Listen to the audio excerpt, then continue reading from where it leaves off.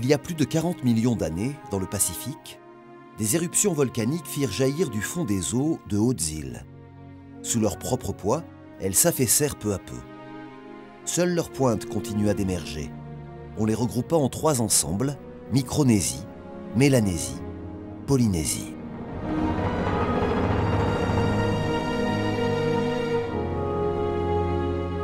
Venus de très loin, des hommes s'y installèrent.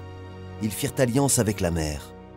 D'une pointe à l'autre de ce qu'on appelle le triangle polynésien, entre Hawaï, l'île de Pâques et la Nouvelle-Zélande, leurs descendants partagent des mythes, une culture et un mystère, celui de leurs origines.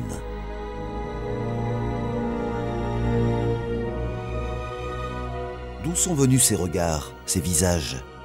Au début du XXIe siècle, pour identifier les variations du génome humain, on recueille l'ADN des Polynésiens, des données qui, à elles seules, n'éclairent pas la question des origines. Teiva, 20 ans, est né d'une longue lignée polynésienne. Il vit à Tahiti, la plus grande des 118 îles qui forment la Polynésie française. Ses ancêtres lui ont légué leurs gènes, leurs caractéristiques physiques et leurs croyances.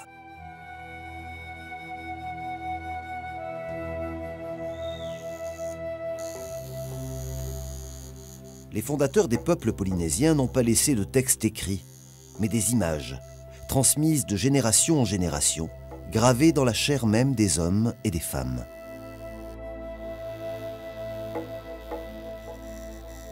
Dents de requin triangulaires, écailles de tortue géométriquement imbriquées, vagues, pointes de lance. Chaque motif vient de ses ancêtres et caractérise la personne qui les porte aussi bien que sa lignée.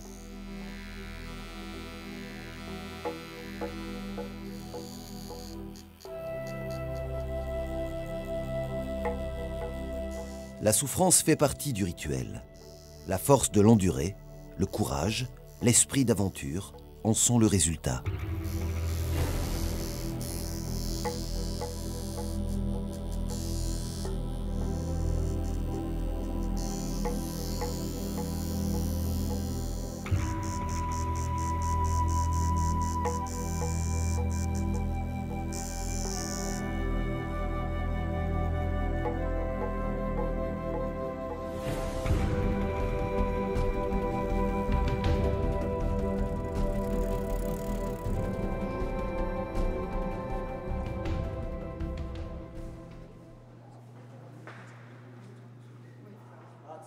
La culture polynésienne, sans transmission écrite, s'est principalement perpétuée par la danse. C'est bon, hein, toi ça te dérange pas que... Tumata Robinson a fondé le ballet Tahiti Ora. Sous sa direction, la troupe fait vivre l'épopée des dieux, les mythes, les traditions. Peu de civilisations ont à ce point fondé leur mémoire sur l'art du mouvement. Ok, allez, go.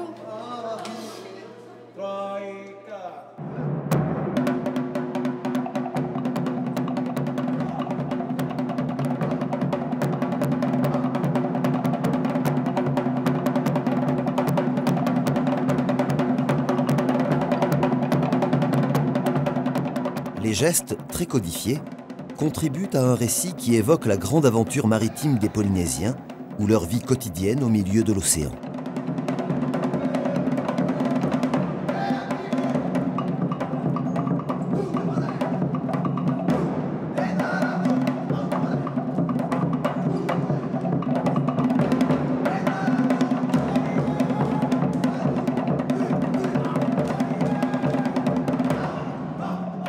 Teiva appartient à cette génération qui voudrait se rapprocher de ses ancêtres. Tahiti Ora lui en donne la possibilité.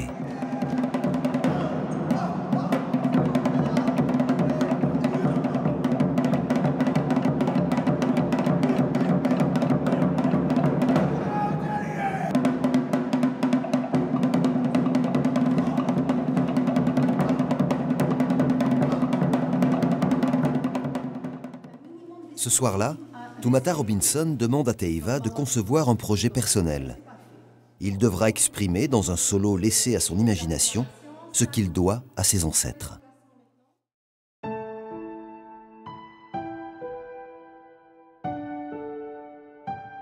Des paquebots, des navires de pêche, des bâtiments mixtes emportant aussi bien des marchandises que des passagers, tels que le légendaire Aranoui. Le port de Papeete ne donnerait qu'une idée inexacte des paysages que trouvèrent les premiers découvreurs de la Polynésie. Mieux vaut prendre le large.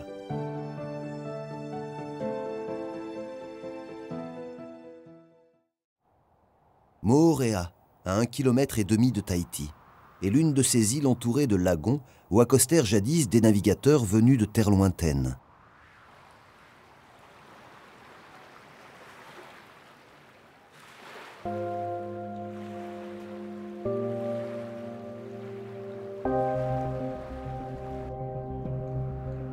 Kyle, 17 ans, est tout aussi polynésien que Teiva. Pourtant, ses traits le rattachent à d'autres ancêtres chinois et jadis convertis au christianisme. Voici une semaine, la grand-mère de Kyle est décédée. 20% des Polynésiens français sont d'origine chinoise.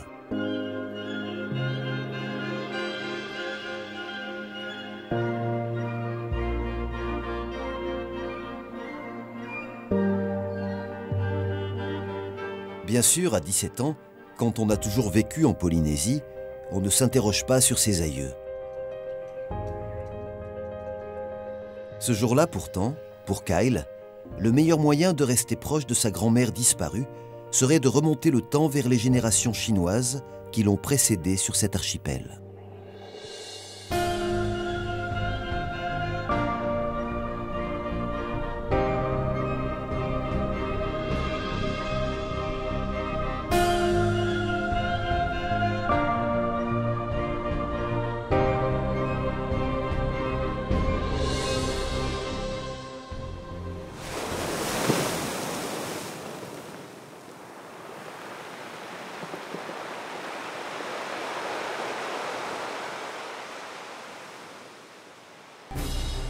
Teiva, le danseur de Tahiti.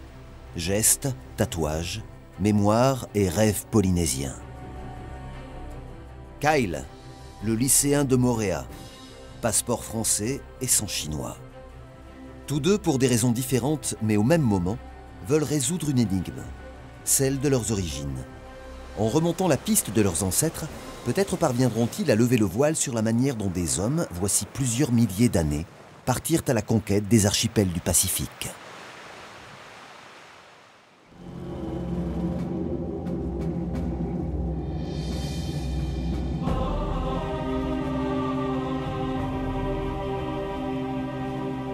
Pour créer la chorégraphie que lui a demandé Tumata Robinson, Teiva cherche l'aide des dieux de ses ancêtres, les Tiki, qui résident dans les Unus, statues de pierre ou totems de bois dressées sur la plateforme sacrée du Marae, le lieu de culte, de pouvoir et de vie sociale des Polynésiens.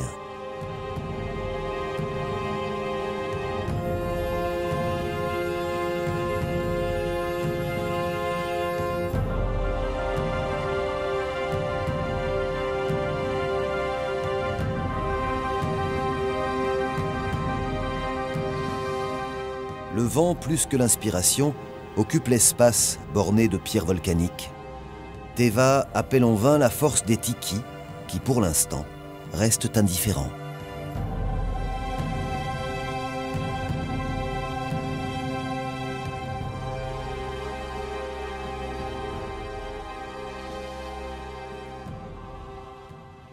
C'est une danse que j'ai dédiée en fait pour ce marais, à cet endroit. Ici, c'est un lieu sacré, fréquenté auparavant par nos ancêtres, comme on dit en tahitien, nos tupuna, des hommes qui faisaient des prières en relation avec les puissances de l'au-delà. Quand nous, Maohi, on danse sur le marais, on devient quelqu'un d'autre. C'est comme si nos ancêtres sont avec nous.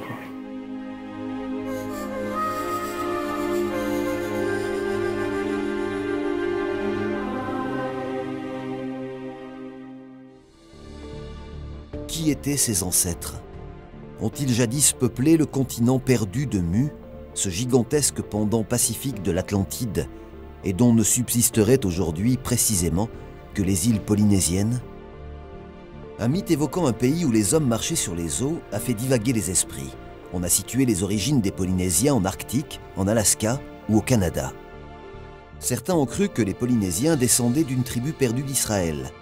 En 1947, l'anthropologue norvégien Thor Heyerdahl affirme que des Amérindiens ont colonisé les atolls dès le Xe siècle.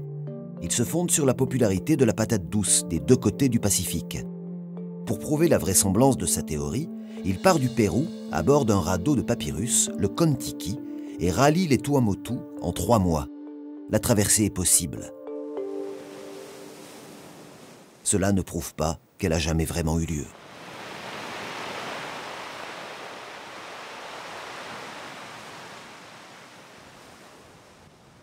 D'où qu'ils aient pu venir, les premiers Polynésiens ont dû traverser l'immensité du plus grand océan du monde.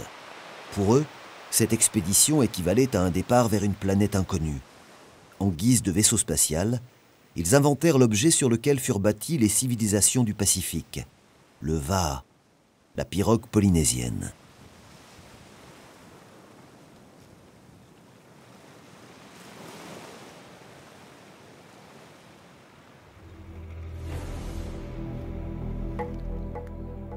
Aujourd'hui, Pitoré, l'un des derniers hommes à en maîtriser les secrets, va entreprendre la construction d'une pirogue selon les méthodes ancestrales.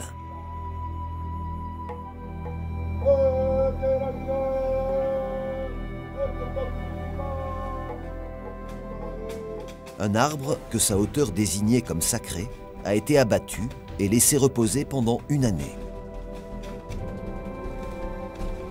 C'est un acacia falcata. Toute la fabrication sera accompagnée d'invocations aux esprits et de chants sacrés. En effet, le Va'a n'est pas seulement un miracle flottant, c'est aussi un temple. Où qu'il se déplace, il transporte les esprits dont il est la demeure. On marche sur le pont d'un Va'a comme on le ferait sur les dalles d'un édifice religieux. La pirogue est à la Polynésie ce que les cathédrales sont à l'Europe.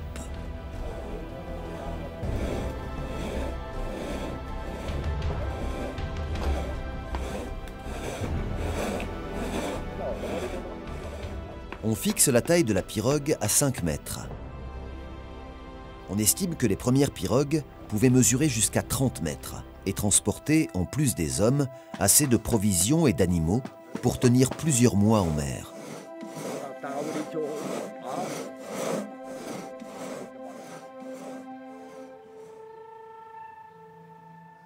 La partie fragilisée du falcata, en périphérie du tronc, est creusée afin d'atteindre le cœur dur de l'arbre.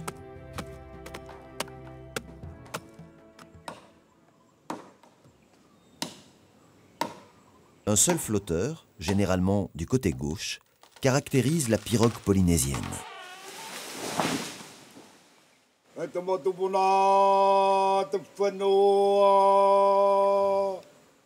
Il est taillé dans un autre arbre, d'une essence différente, plus souple, afin d'amortir les tensions mécaniques entre la coque principale, les bras du balancier et le flotteur lui-même.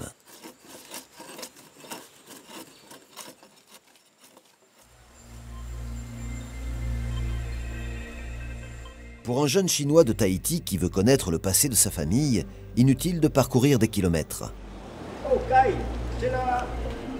Il suffit de se rendre chez le légendaire Louis, historien généalogiste et dépositaire de l'histoire de toute la communauté. Ça va? Oui, ça va. Ouais, tu m'avais dit que tu es à la recherche de tes ancêtres. Oui. D'accord. Alors pour ce faire, j'ai besoin que tu me donnes déjà ton nom de famille. Cheng, C-H-U-N-G. Et mon prénom, K-Y-L. Alors j'ai un Kai Cheng qui est né le 30 janvier 98 à Papeete. Ton papa il s'appelle comment? Yvon Cheng. Yvon Teana Cheng. Oui. Lui il est né en 76. Donc j'ai une vision directe de ses ancêtres. Son père, ses grands-parents, ses arrière-grands-parents et ses arrière-arrière-grands-parents du côté paternel, sa mère, ses grands-parents et ses arrière-grands-parents du côté maternel. Je vais donc aller voir si j'ai bien le dossier de son arrière-grand-père, Loting, numéro 1515, aux archives. Donc sur la première page, déjà il y a 3 photos à différentes époques de sa vie. Il y a des empreintes digitales, son nom en chinois, c'est bien Lo en chinois, et son village d'origine, Nam Hoi, du côté de Canton. Kyle n'est pas le seul Chinois de Tahiti à voir sa lignée remonter sur l'archipel au milieu du 19e siècle, ni le seul à se découvrir un point d'ancrage ancestral en Chine, à Canton, dans la région du fleuve des Perles. Mais comment tant de Chinois, nés en 1840 ou dans les années qui suivent, se sont-ils retrouvés à faire souche sur un archipel si éloigné de leur patrie? Pourquoi, ainsi qu'en témoigne le passé de beaucoup de familles tahitiennes, ont-ils traversé le Pacifique au milieu du 19e siècle? De 1861 à 1864, la guerre de sécession américaine porte un coup dur aux exportations de coton. Un aventurier, William Stewart, convainc le gouvernement de Napoléon III et le gouverneur de la Roncière d'ouvrir à Atimaono, sur les bandes côtières de Tahiti, une plantation géante. Elle prendra, la fertilité des sols et le climat aidant, le relais de l'Amérique défaillante.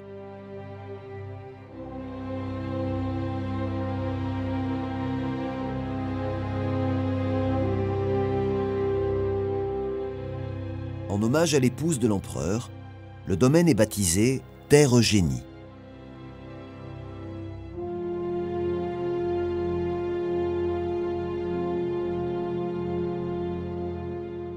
Il bénéficie rapidement d'un petit port de marchandises destiné à faciliter l'exportation du coton. Pour travailler à Atimaono, on fait venir de la région de Canton, en un an, 1 millier de travailleurs chinois.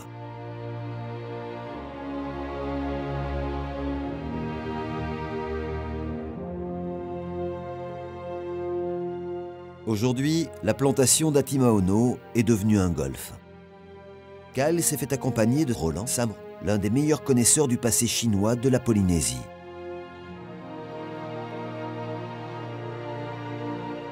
Tous ces terrains ont été défrichés par les Chinois pour planter du coton majoritairement et après de la canne à sucre. On parle également de malédiction, puisque là, pour construire les entrepôts, les belles maisons de William Stewart, on a utilisé les pierres du marais Mahiatea, puisqu'on a détruit un marais qui était le plus grand marais de Polynésie. Donc c'est pour ça qu'on parle de malédiction lancée par les Taua, par les prêtres tahitiens.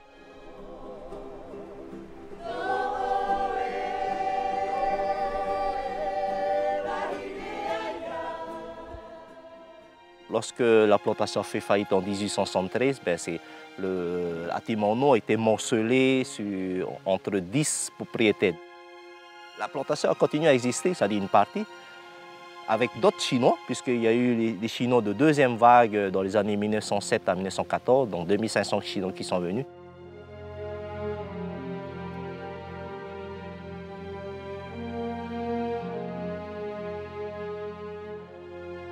Et une partie de ces Chinois a travaillé ici à Atimaono, donc ils ont continué le travail de leurs prédécesseurs. On continue à planter de la canne à sucre. Et il y a eu une remerie, donc une fabrication de rhum, qui a duré des années 1900 à 1940.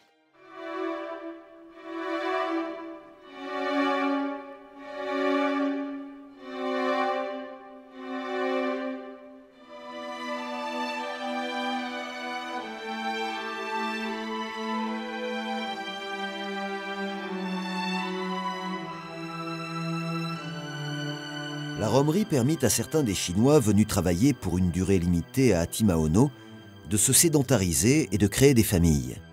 De la même manière, d'autres travailleurs cantonais étaient restés sur l'archipel en devenant artisans ou commerçants.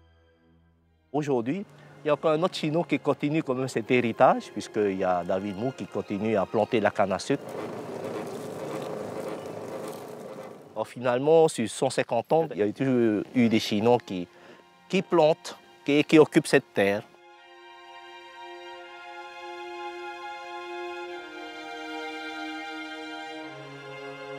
Ici, on est en présence de 3 tombes chinoises. Ça, c'est les premiers travailleurs chinois qui sont morts à Timono en 1865 et 1866. Et autour de ces 3 tombes, normalement, il y a une centaine d'autres sépultures, mais c'est les 3 seules qui sont relativement en bon état.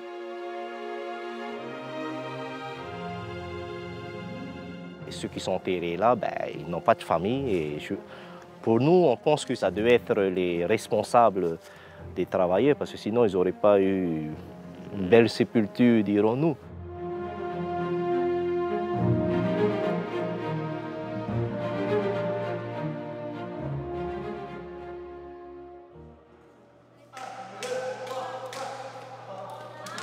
La danse commémore l'arrivée des dieux et des hommes sur les archipels.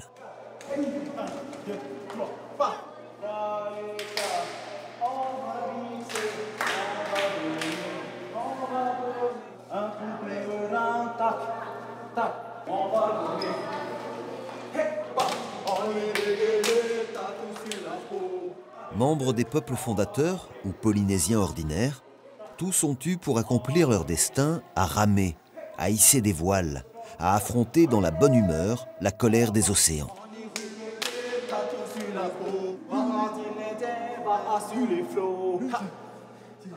De ces luttes-là, la danse se souvient.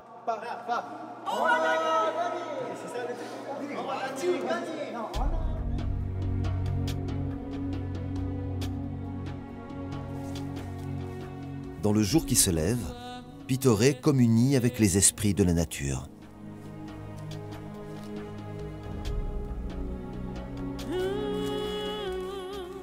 Le travail reprend. Il faut déterminer de quel côté sera creusé l'habitacle.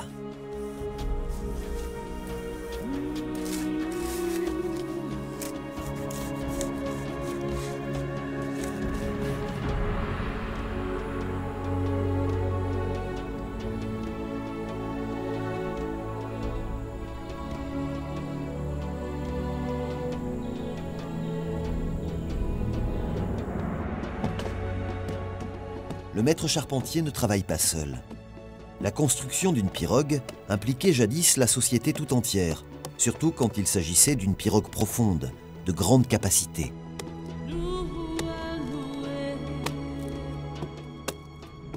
Le travail d'évidement du bois sacré soudait la communauté autour de croyances communes. Un tronc d'arbre taillé et évidé.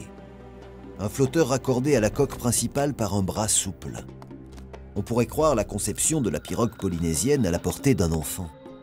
En réalité, aucun autre navire au monde n'a été pensé et perfectionné sur une période couvrant plusieurs millénaires.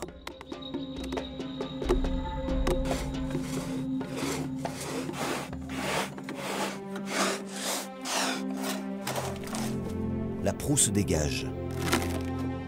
Le bloc de bois commence à ressembler à un vaisseau.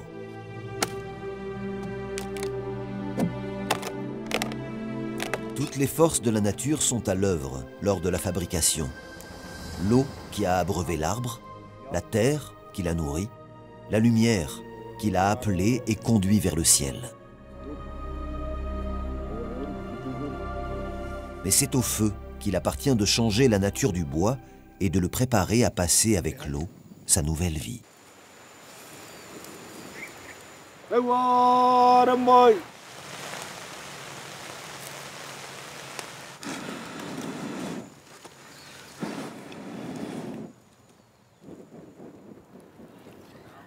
Les copeaux forment des braises qui consument lentement le cœur du tronc.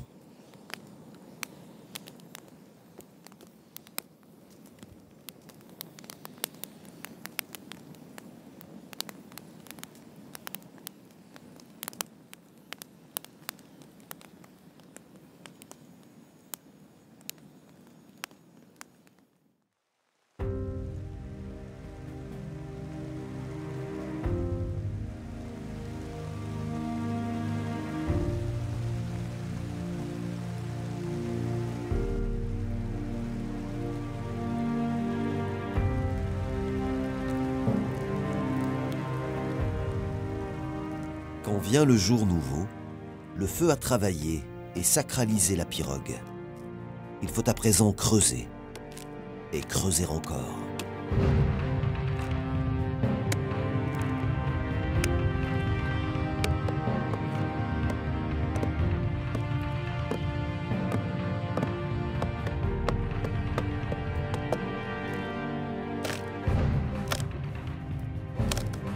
Le bois est creusé de manière dissymétrique. L'une des parois a été sacrifiée pour faciliter l'évidement, comme on le faisait au temps des premiers Polynésiens. Il sera fermé plus tard par des panneaux de bois.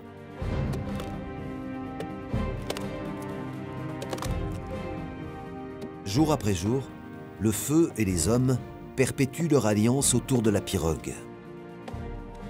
Si le ciel n'était pas si couvert, on verrait les astres attendant de la guider vers l'horizon.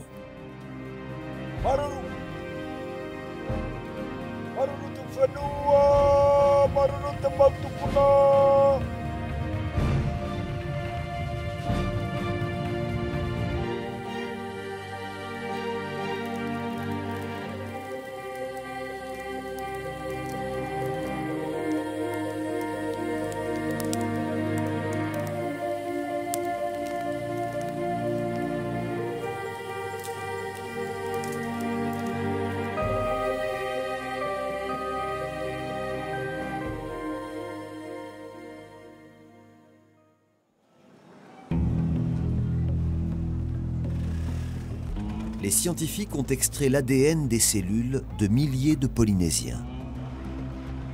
Des données silencieuses jusqu'à ce qu'une découverte, au début des années 2010, permette de les exploiter.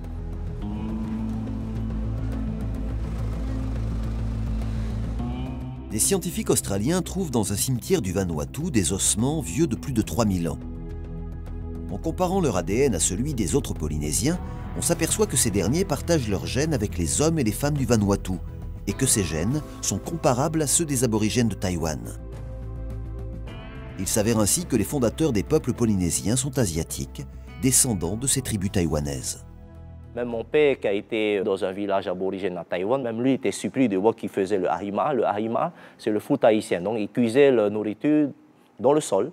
Et après, il voyait les chants, les danses. Et puis, il disait ça ressemble beaucoup aux traditions polynésiennes. Donc, finalement, et grâce à une société australienne qui a fait des recherches sur l'ADN, bon, ben là, qui prouve que beaucoup de Polynésiens ont de l'ADN aborigène de Taïwan. Mais au terme de quelle épopée ces adolescents, qui semblent ne faire qu'un avec les eaux, partageraient-ils les gènes de Chinois arrivés sur l'archipel au milieu du XIXe siècle ?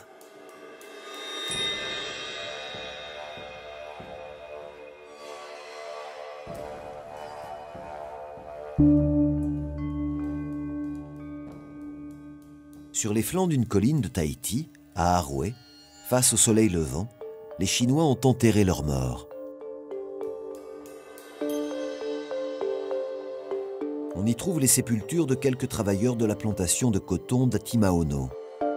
En particulier, celle de Shim Sokung, qui s'accusa, sans doute pour sauver la vie des autres suspects, d'avoir tué un de ses compatriotes lors d'une rixe.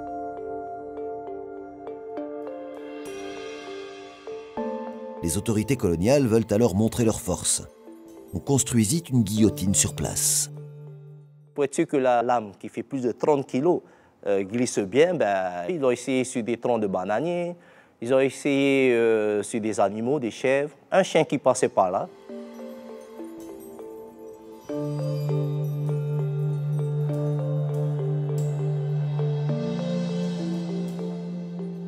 Lors du centenaire de sa mort, ben, toute la communauté chinoise s'est recueillie au cimetière chinois sur sa tombe.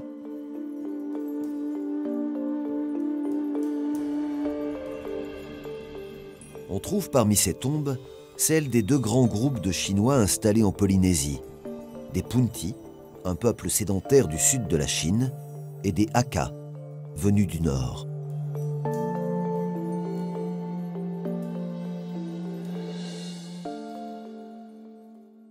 Moi, quand j'étais enfant, mes parents nous obligeaient à venir au Kassang et non nous obligeaient à respecter les traditions, quoi.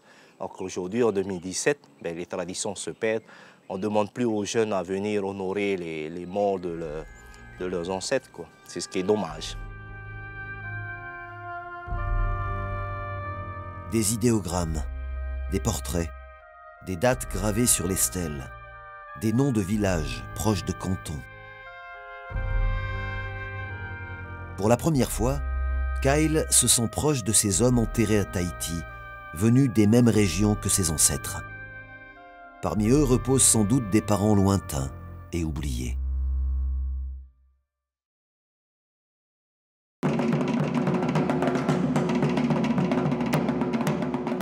Du côté des Polynésiens, c'est la danse qui permet aux souvenirs des temps anciens de demeurer vivaces.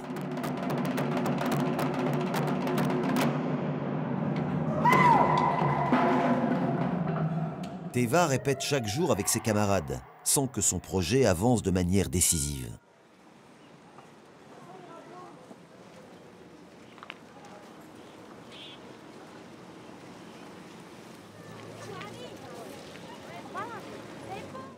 Alors que Kyle vit comme une révélation la découverte du passé de sa famille, le lycée où il fait ses études réalise une expérience. Demander aux élèves d'origine chinoise, en anglais, un travail approfondi sur leurs origines. Hello, my name is Kai Sheng. I am a Chinese from Tahiti. All my ancestors are Chinese. They were Hakka on my father's side and Kunti on my mother's side.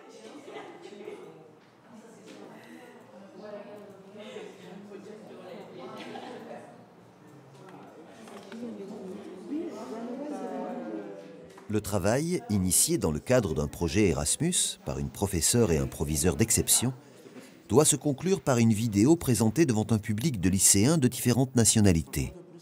We live on the island of Tahiti, in French Polynesie. Bien, alors ici, on a la deuxième vague d'immigration. C'est parfait, les dates apparaissent bien. Donc ensuite, tu as le nombre de femmes, 4500 femmes. En dégradé, c'est parfait. 4,500 Chinese immigrants came to live in Tahiti. Among them, there were 600 women.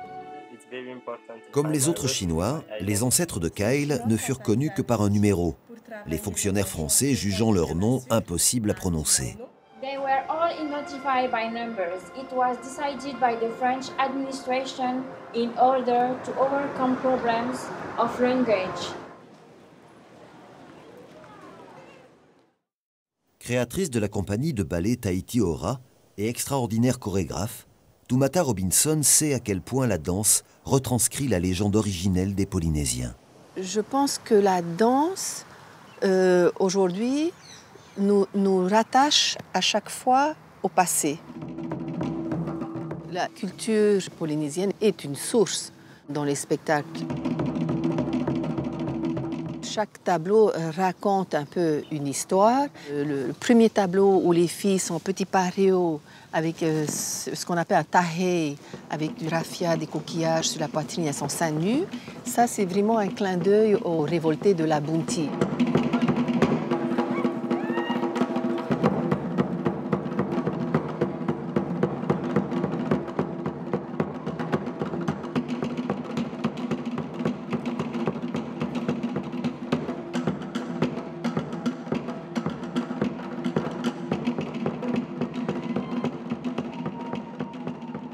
Cette histoire aussi, elle dure depuis tellement d'années. Je crois que même dans 100 ans, on parlera toujours de révoltés de la Bounty.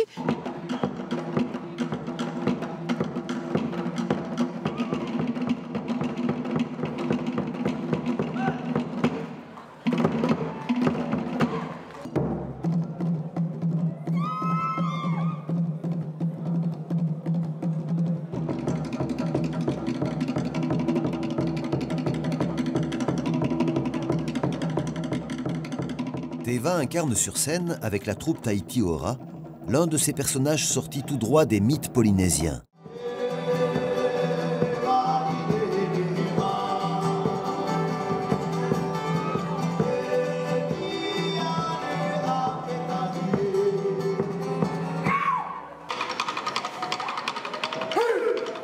Certains tableaux mettent en scène l'arrivée des premiers Polynésiens.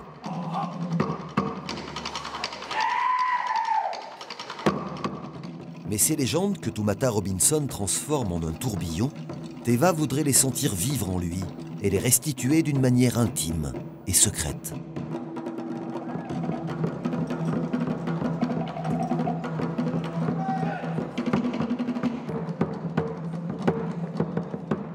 D'autres danses racontent comment Taha-Roa, le premier et le plus puissant des dieux, créa l'univers et la terre, puis l'homme et la femme.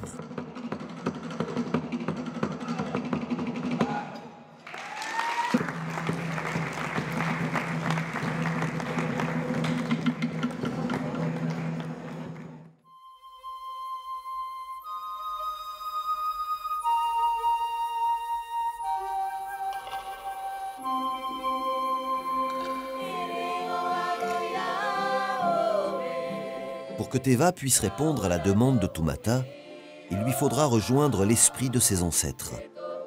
C'est ce que font, à l'abri des montagnes et des regards, des hommes et des femmes en respectant d'anciens rituels.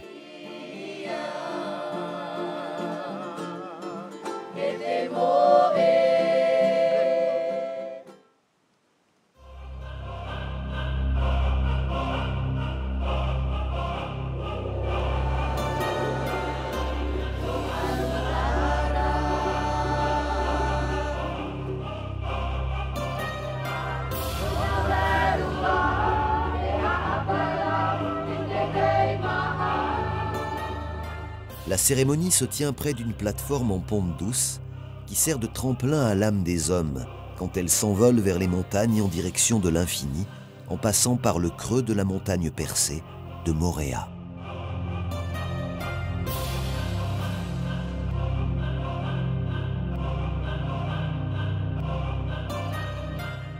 L'un après l'autre, avec tous les égards que prescrit la tradition, chacun des Zounous est soulevé et transporté près d'un abri où il passera l'hiver, d'avril à octobre.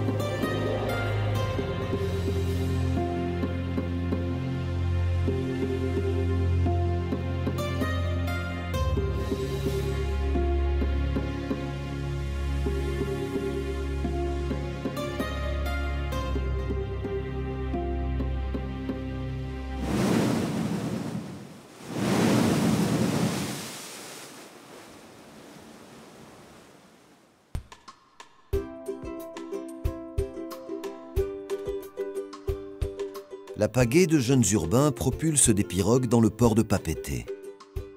L'engouement des nouvelles générations pour cette activité sportive va de pair avec l'intérêt porté à la culture dont elle est indissociable.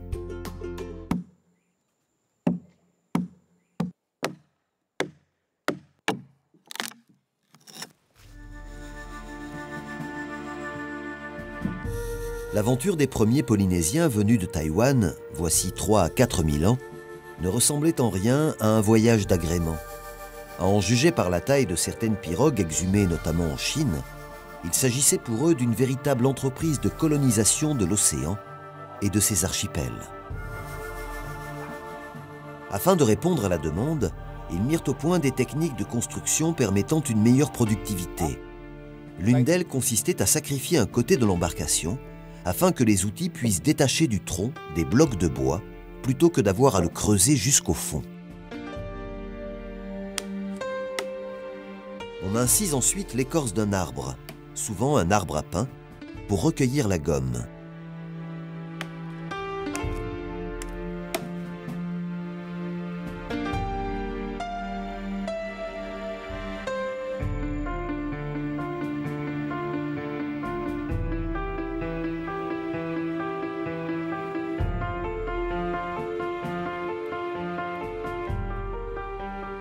Cette résine sert ensuite de colle entre les planches, ce qui assure l'étanchéité.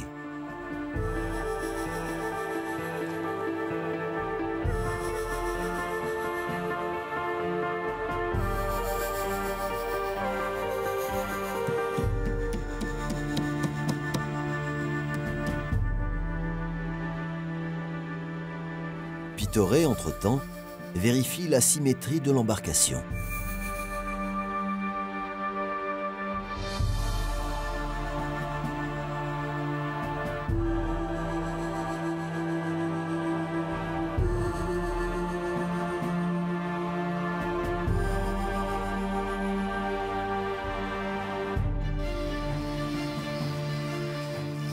Il reste à polir les flancs et à installer les traverses.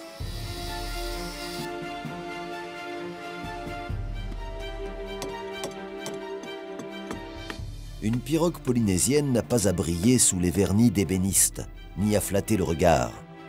La rugosité fait partie de sa nature. Mais Pitoré le sculpteur le sait bien. On ne peut se dispenser des symboles qui la désignent comme sacrée.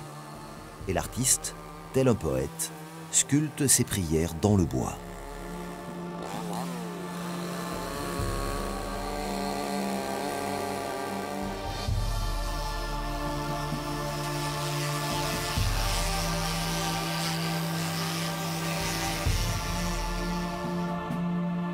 C'est fini là-bas.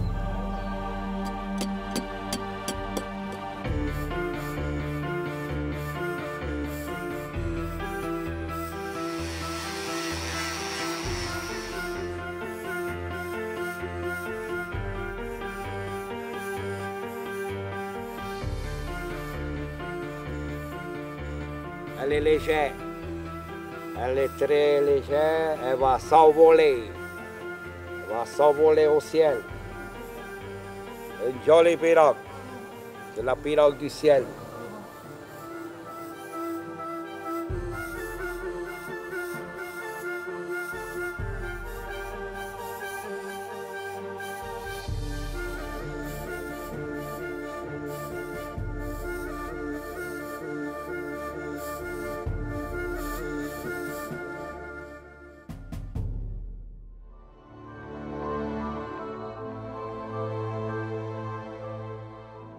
Allez, bien calme. Je t'ai préparé ici un petit tableau généalogique, une généalogie ascendante, où tu vas voir tes parents, tes grands-parents, tes arrière-grands-parents. Kyle connaît désormais le nom et l'identité de ces hommes et de ces femmes qui l'ont précédé. Il ressent un grand désir d'aller vers eux.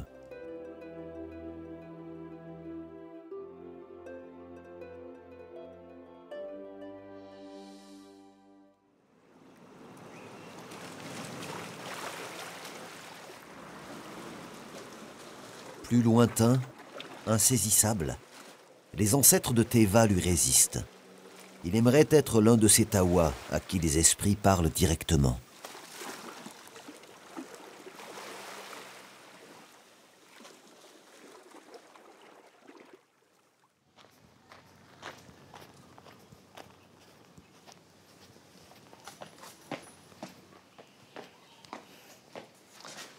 Bonjour grand-mère. Bonjour Kai.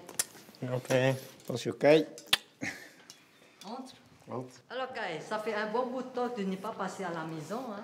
Oui, maintenant je suis un peu occupé, c'est pour ça. Et l'école, ça va? Oui, ça va très bien. Avec les profs? Eh oui, ils sont très gentils. Les copains? Oui. Ça va? Oui, ça va. Qu'est-ce que tu nous amènes? Je vous emmène une surprise. Ah, une surprise. Ouais. On va voir, hein. C'est une rosace. où il y a tous nos ancêtres dedans. Donc, voilà la rosace sur nos ancêtres. Voilà, oui. Nous, on est là. Ah, d'accord. Il y a toute la famille. Alors là, ce sont les parents de Kai et de Keanu, Héloïse et Yvon. Et voici donc Rémi et moi, les parents, les grands-parents. Et voici donc mes parents, qui s'appellent Simon et Marie. Est-ce qu'ils sont nés ici? Oui, ils sont nés ici. Mon père, il habitait dans le magasin de ma tante Pauline. Et ensuite, il a décidé de faire le commerce dans un district. Et c'est comme ça que nous, on est partis dans le district de Pouohine pour faire une épicerie. Eh bien, nous avons travaillé la vanille, nous avons élevé des cochons, des poules, des canards. Nous avons fait aussi la boulangerie, nous avons fait du pain, des firifiri, des pays. Et j'allais en ville, à Rayatia, pour faire mes études. Et ensuite, lorsque j'ai eu mon brevet, je suis venue à Tahiti pour préparer l'école normale. Et concernant tes parents, grand-père? Ils sont nés à Aroué, ma maman aussi. Et les grands-parents, ils sont nés en Chine. Mais je ne l'ai pas connu, hein, comme après ils sont décédés, quoi. Voilà.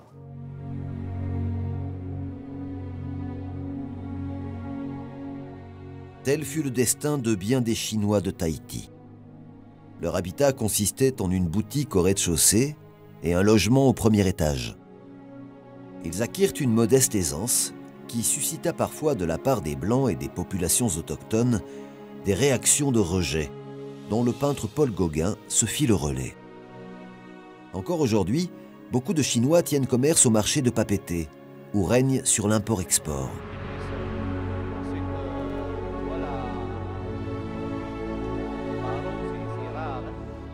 Tu vois, ici, c'est l'association Kuomintang. Les Chinois se firent cependant accepter. D'abord parce qu'ils s'étaient rendus indispensables, mais aussi parce qu'ils importèrent à Tahiti le principe du guanxi, le réseau, un ensemble de solidarité croisée qui avait pour toile de fond les associations de philanthropie. Attachés à la Chine confucianiste, ils se sentaient plus proches du Kuomintang et de Chiang Kai-shek que de Mao Tse-tung, choix que reflétaient leurs cercles et associations. Après la rupture entre communistes chinois et nationalistes, ils restèrent fidèles à Taïwan, qu'on appelait Formose, où Chiang Kai-shek s'était réfugié. La plupart des Chinois de Polynésie détenaient un passeport de Formose. La Chine populaire les considéra comme des traîtres. En 1964, la reconnaissance par la France de la République populaire de Chine fit d'eux des apatrides.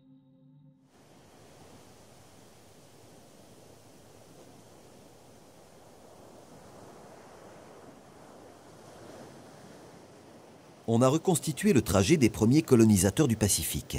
Il y a près de 6000 ans, ils partent de la région du fleuve des Perles, qu'on appellerait aujourd'hui la province de Kwandong.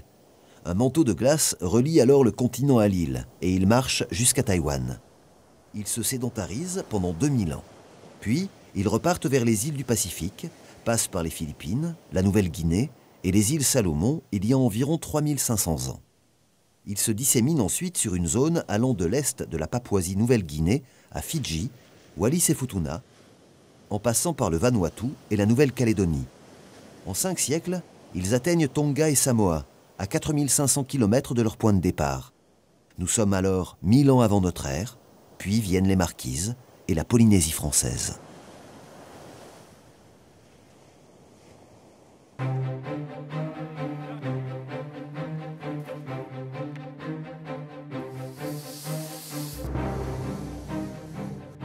La survivance de la pirogue, dont les principes sont restés inchangés depuis si longtemps, prouve que les premiers Polynésiens avaient conçu le vaisseau spatial capable de les envoyer de l'autre côté de leur univers.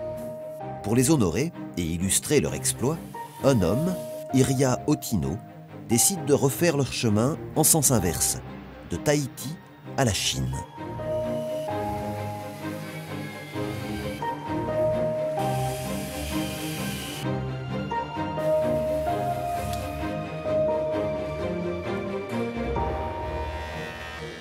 Pour cela, il faut construire une pirogue. Bien que fidèle aux principes fondateurs, elle est fabriquée avec des matériaux et des techniques actuelles. Les bras des balanciers doivent être flexibles pour résister à de fortes contraintes. Ils sont quasi sculptés dans des lattes de bois encollées et courbées. Elle mesure plus de 15 mètres et offre au vent 76 mètres carrés de voile. Il s'agit en fait de la réplique d'une pirogue dont les plans remontent à 1820.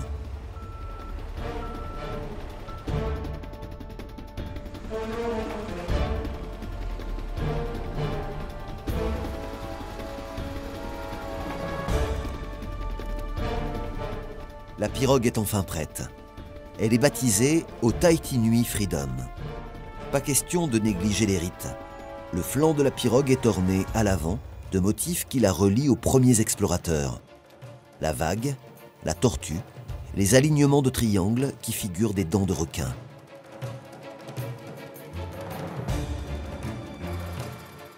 Pirogue, balancier, flotteurs sont assemblés. Elle touche! Elle touche!